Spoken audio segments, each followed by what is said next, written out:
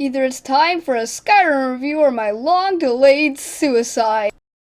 In Skyrim, you start out committing a crime, much like every other Elder Scrolls game. They never tell you what you did, so I guess you're supposed to make that up. Ha! Who needs creativity? I decided to play as a Khajiit, some human-cat type mix. So before they cut off your head for your unspecified reason, the giant lizard god comes to save you all. You get the option to either follow the friendly rebels or the people that just tried to kill you. So I made the reasonable choice, and then I reloaded to see what happened if I was stupid. As it turns out, you're the magical giant lizard-born, and you have the power to scream at whoever you want.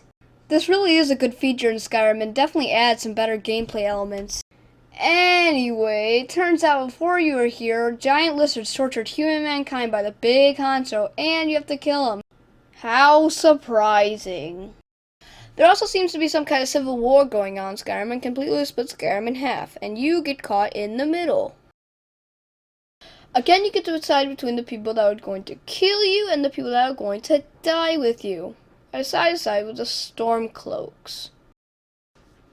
I figured out that their king was the same guy who's going to get executed with me. Even though they probably told me 1,000 times that he was king, I wasn't listening. I thought I was going to come over and have coffee and reminisce about how we almost got our tabs chopped up, but he wouldn't give me the light of day. At least not until I kissed his shoes and had lots of boring conversation with him.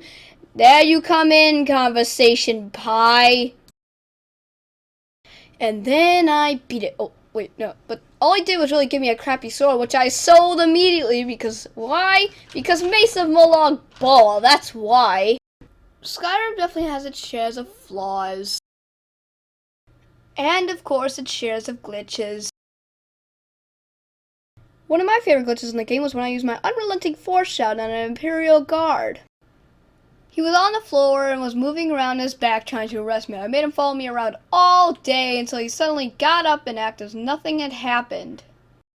There really isn't a lot of room for improvement in Skyrim because it's so fucking huge.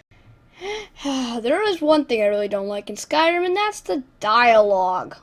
It is so boring. I fall asleep talking to people. At least you don't need to feed them that stupid conversation pie. Skyrim needs to take dialogue lessons from Fallout New Vegas. There are countless characters in that game that I will talk to just to talk to them. But enough about Fallout New Vegas. Maybe we'll get to that next time. Skyrim is a very time-consuming game, and it even tells you how long you've been playing. Ha! Like I already didn't know. I usually just spend my time using my unrelenting force shout to push Marstosio off the throat of the world, though. Skyrim is often compared to the fourth Elder Scrolls game, Oblivion, but I can truthfully say that I like Oblivion more, not just for nostalgia, but maybe because roaming around Citadel is much more fun.